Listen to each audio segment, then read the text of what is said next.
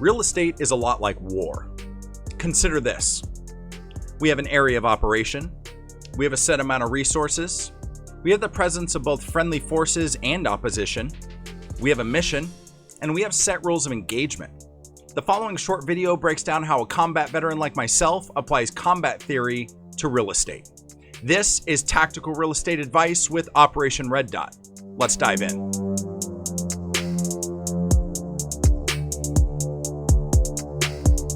Did you know there's more than just renting a house? There's actually quite a few options that you may not have heard of before or may heard of but don't quite know what it is. Today's video is breaking down rent versus what a lease option is versus what rent to own is. They all actually are completely different. Let's dive into some of the strategies that talk about when you would want to use which one of these items. Obviously, rent is rent. This is the one that's most commonly used and most commonly known. Somebody has an apartment or a house that they are no longer occupying and they want to put a tenant in there, and you are going to enter into a lease agreement to rent that property for a designated period of time. You generally are going to put down a security deposit and first and last month's rent. You're going to rent that property for anything from month to month, 6 months, in some cases even a year. Now that's just the normal rent. You might have also heard of the term rent to own. Now I'm not a big fan of this, and you should always enter into rent to own situations very cautiously. And I actually recommend having any rent to own contract looked at by a real estate attorney, because in most cases they're worded to be in the favor of the owner, not in the favor of the renter / potential buyer. So rent to owns are typically going to include the following terms. You're typically going to still pay a security deposit, but on top of that, you're going to pay a non-refundable, generally large deposit between $5,000 and $15,000 to be in that rent-to-own program. You're also going to be taking a little slice of your rent every single month, and the landlord would apply that to go towards your deposit for the property. Now, a rent-to-own is typically going to be on a designated period, typically from 5 to 15 years, where these terms are going to be in effect. The reason that I don't like rent-to-own is because they often come with non-refundable deposits. And what I don't like about that is it's limiting your options as far as what you want to do. A lot can happen in 5 to 15 years. You may not want to buy that house. You may not be eligible to buy that house. There could be a lot of things that happen that make that house not a good option. And if you're in a locked-in rent-to-own property, there may not be a clause in that contract that allows you to get any of that money back. And that obviously limits your ability to move. And I'm not a big fan of that. Let's talk about the cleaner option that's above and beyond rent, and that's a lease with an option to purchase. This is a program that we run here at Operation Red Dot, and it ultimately gives you a lot more flexibility and freedom without the obligation of buying the house. Let me explain. Let's say that I have a house that I'm currently looking to rent with an option to purchase. You're looking for a home to rent and maybe eventually want to buy. There's going to be a refundable security deposit. You'll still pay first and last month's rent. And it's going to work just like any other rental property that's out there. Now, these are typically only for single family homes, townhomes, and condos. Sometimes manufactured homes, as long as they own the land that's underneath them. Typically, this is not going to work for apartments. So the lease is written just like any other lease that you would expect. The only difference is it has a clause in the lease that predetermines a purchase price and predetermines the other terms of the contract when you sign the lease initially.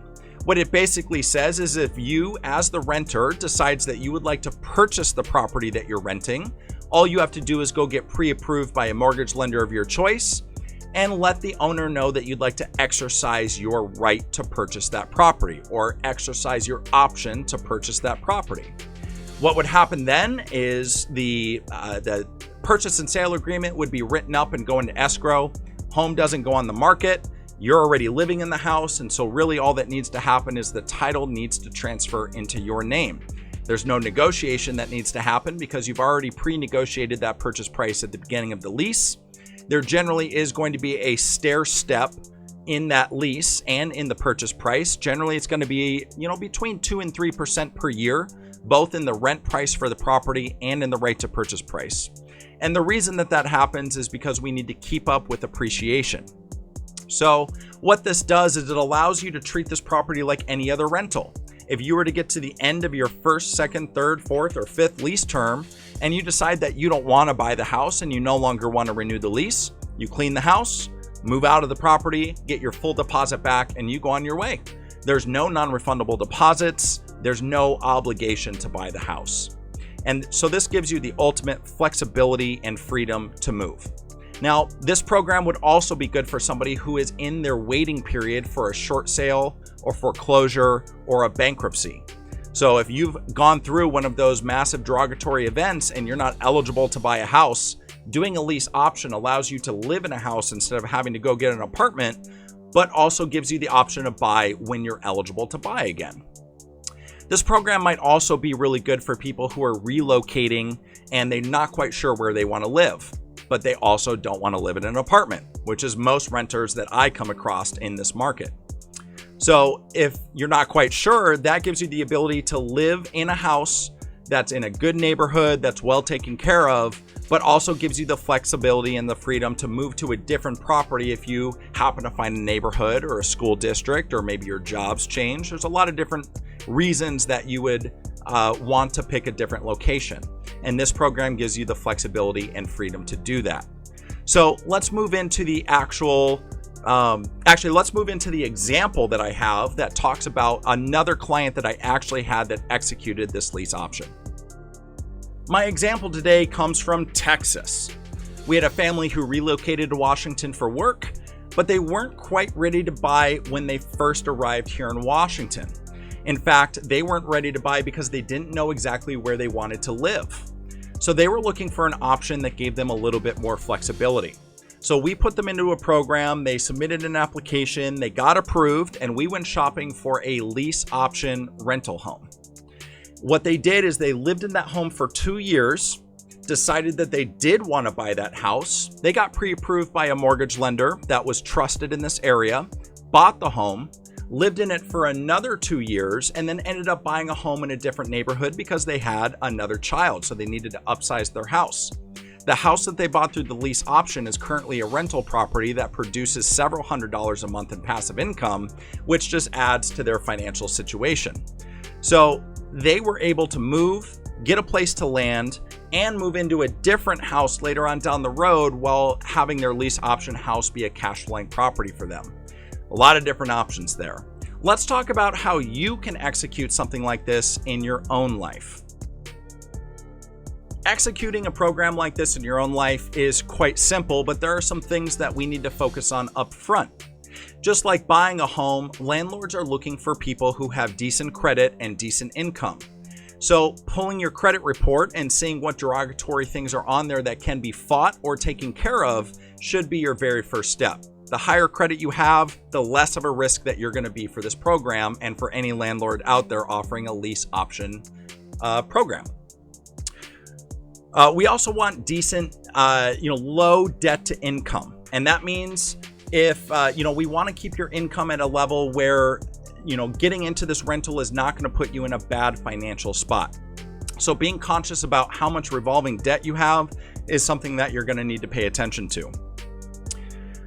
So if you're not ready to buy a house yet, or you're not eligible to buy a house yet, this is a conversation that's worth having with your agent. If your agent doesn't know of any lease option programs, you can always reach out to Operation Red Dot and we can point you in the right direction.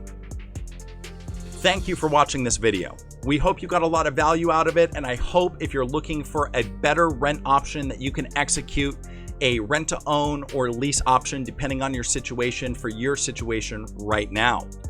Now you can find us on Facebook, our YouTube channel, or most importantly, our website, operationreddot.com, where you can find more videos and information about services and products that we have to offer. Now you might not know, but Operation Red Dot's mission is simple. We exist to guide the military and their local communities to achieve financial freedom through real estate. So, do you know anybody who lives in Washington? Or better yet, do you know anybody who's moving to Washington? Share this video and share our website, operationreddot.com, because we would love to talk with them about building a roadmap for financial independence and their housing needs. Hope you have a great day, and we look forward to seeing you on the next video. See you later.